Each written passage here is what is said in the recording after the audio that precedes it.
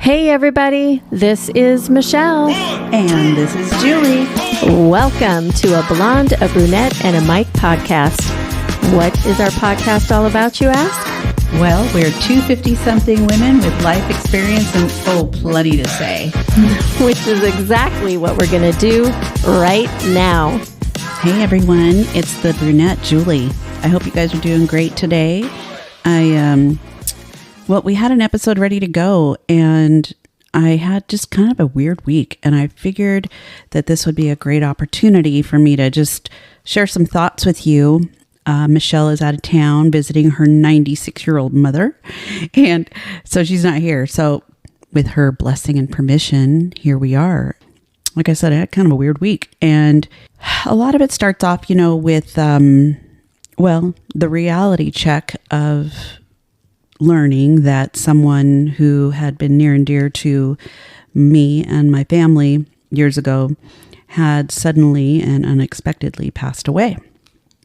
And I wasn't super surprised, honestly, to get that call because there had been a lot of things going on, with this person, and they were struggling, with a lot of different things, illnesses and mental health issues and such.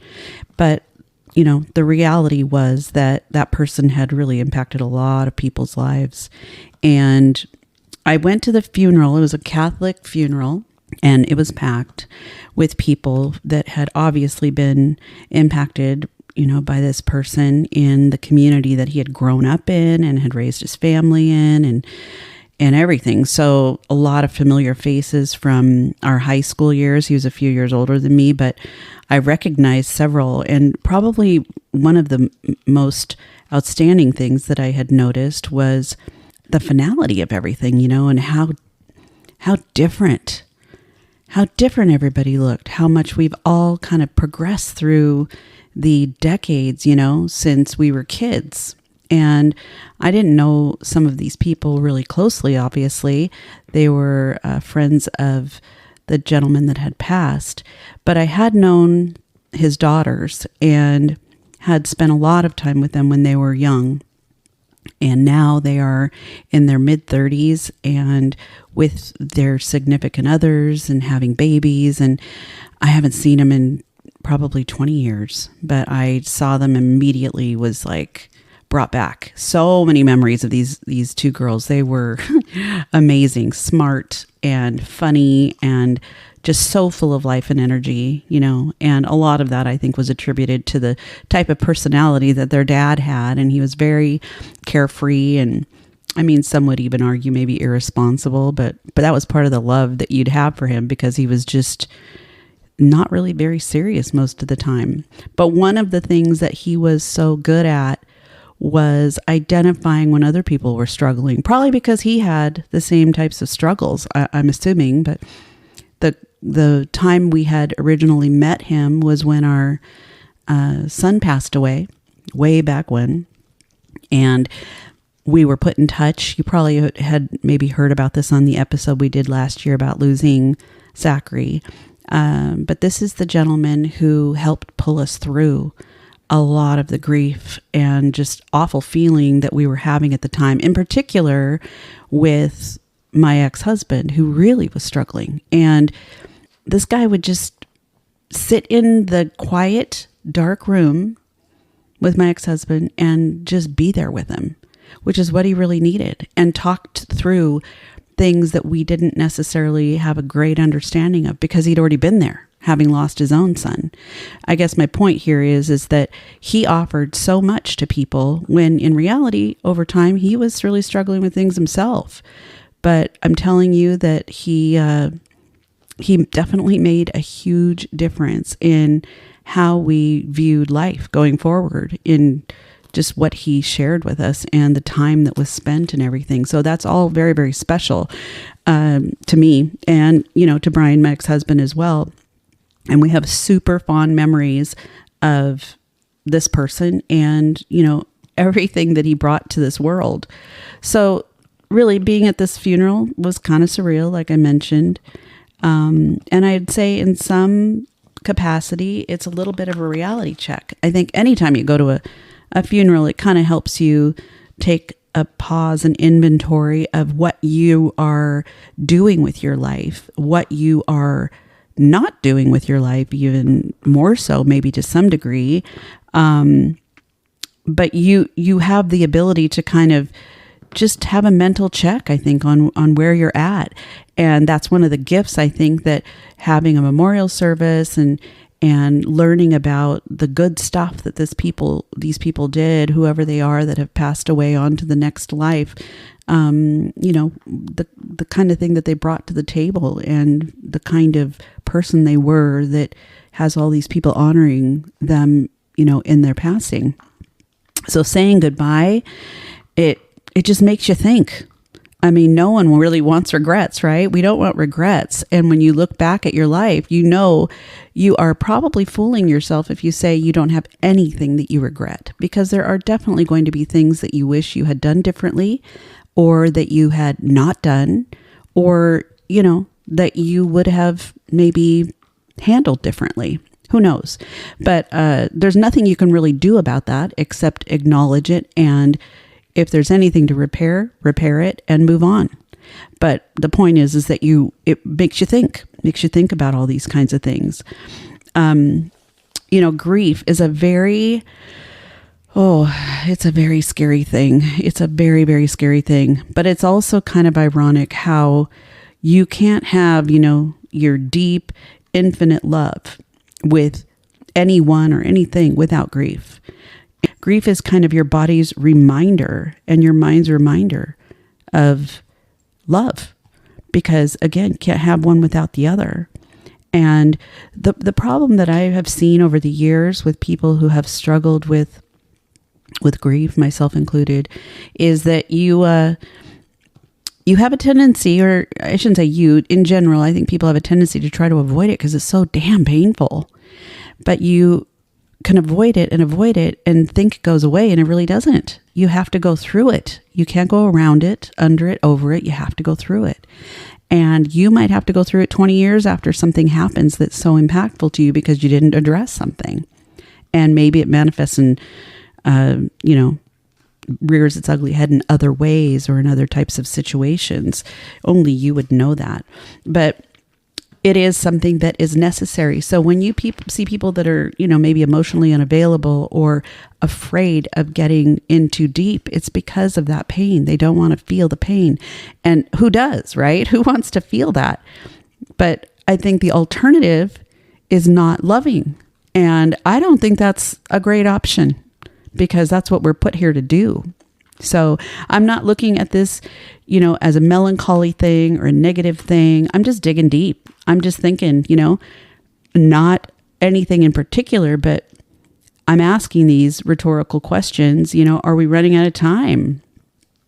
What have you not said or not done yet that you want to do? And if you think about it, you hear that cliche, time flies. It is a cliche, but you know what? It really does fly. Like, I've been looking at this year, and it's September. It's already September. And I can recall at the beginning of the year feeling like it was just yesterday and thinking how much time was ahead of us and all these fun things to plan and all of these things to do. And I'm like, it's already September, and we're going to go into another year and another birthday. And, it's like, why are we sitting around not doing and enjoying the things that make us who we are? If we're pedaling through the day like a normal day and just going through the motions, it's like, this is the time to kind of really step back from that and go, is that really what I want to do? And what do I want to do for the rest of my life? I know those are really super deep, things to think about. They're exploration topics, exploration questions. Everybody has their own interpretation of them, but ignoring that just means that you're going to go through life and all of a sudden it's going to be over. And I don't know. That's not what I want. I want to be able to have an impact. I want to be able to make sure the people that are around me know how much I love them and how much I appreciate them. And I want to have that in my life. I just absolutely want to have it in my life, but I don't want to have it in my life forced. I want it to be something that is a natural progression, like in a relationship or anything like that. That is important to me.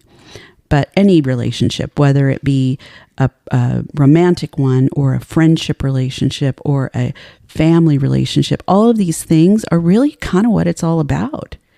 And so you can see that the bad shit from our past doesn't necessarily define us. It's what we're doing with the experience, I guess, that makes us either strengthen those relationships or distance ourselves from different things in different relationships.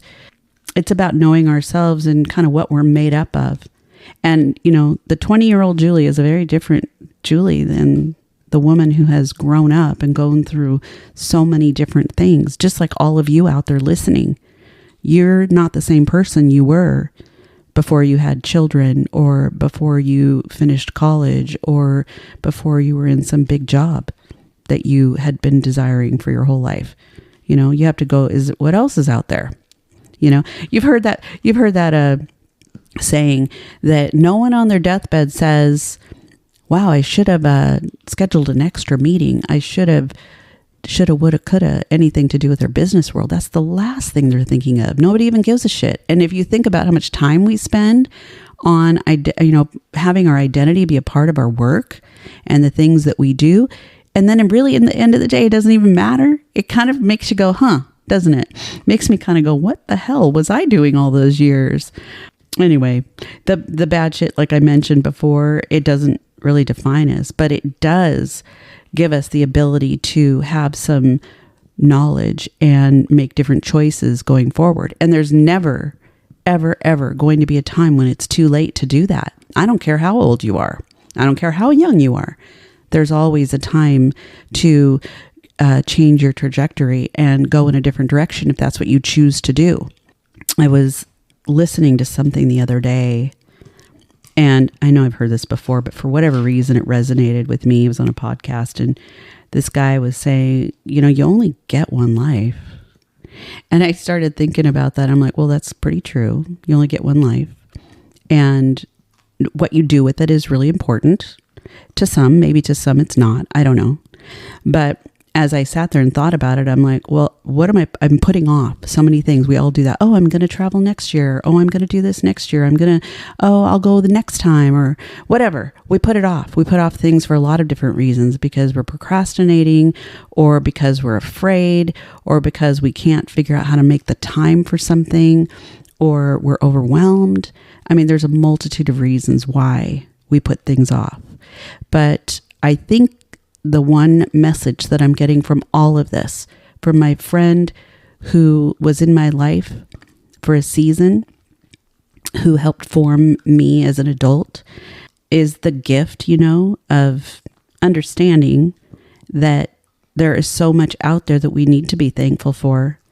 And there is so much that we probably have not let ourselves experience that we need to give ourselves an opportunity to experience.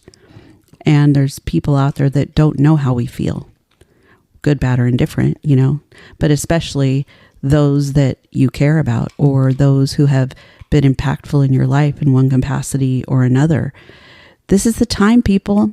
This is the time to get out there and tell them. This is the time to figure out what you want to do to enhance your life or to show the people that are in your life that you love them more than anything. Because the finality of that person being here, physically being here, could be gone in a second. And we always think it's going to be someone else. It's not going to happen to us. Everyone else is dealing with those problems, but that's not true, as I can pretty much attest to from this past week. There's a lot of people who are impacted by, choices and decisions. And there's so much love that was going around at this funeral and at this reception, and just the people that were there and everything, that you can see that there is a strong legacy that was left behind by this person, a legacy of love, a legacy of giving and understanding and listening and kind of being a light for others when he wasn't even able to be one for himself sometimes. So I am super grateful for this person. and super grateful for the time that I got to spend, with him. I mentioned seasons before, and what I was kind of trying to say is, and I don't know, everybody probably has an opinion on this, but I really truly believe that people come into other people's lives for a reason, and it can be a season, it can be a lifetime, it can be a blip or a moment. And we never really are going to know what the purpose was. We can speculate, I suppose. But I can say that this individual was put in our lives to help us through one of the most horrific experiences we will ever have. And I'm super grateful to him and the love that I have for him and the amount of time that he spent with us and helping us, I will never forget. And those girls that he raised to be beautiful, smart, loving young women, along with, of course, their mom, who helped raise them as well, are part of his legacy and will live on and be able to share a lot about their dad with their own children and, other generations to come. So know how much of an impact, I guess, that you make with the people that are in your life, and don't wait to tell them. So anyway, those are my thoughts on this topic. I feel better. I feel better kind of sharing a lot of that because it's been all rolling around in my head. And on that note, I guess we will see you next week when we have an awesome episode coming on redheads and all this cool stuff about redheads. Anyway, until then, people, thanks for listening, and we will talk with you next week. Take care. Bye-bye.